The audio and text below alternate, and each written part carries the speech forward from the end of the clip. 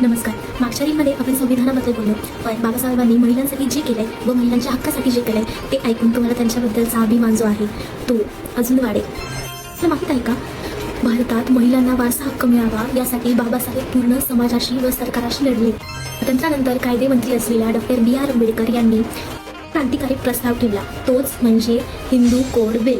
आता Hindu code bill बरे काय बिलमुळे महिलांना मिळाले असते पत्तीमध्ये समान अधिकार, घटस्फोटाचा अधिकार, मूल दत्तक घेण्याचा अधिकार व विवाहात समानता.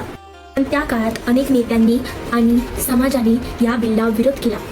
महिलांच्या अधिकारासाठी लढणाऱ्या डॉक्टर बाबासाहेब आंबेडकरांना जेव्हा जाणवलं की हे बिल पास होत नाही, तेव्हा त्यांनी एक कठीण पाऊल उचललं. तेव्हा त्यांनी 1951 मध्ये भारताच्या कायदेमंत्र्याचा राजीनामा दिला.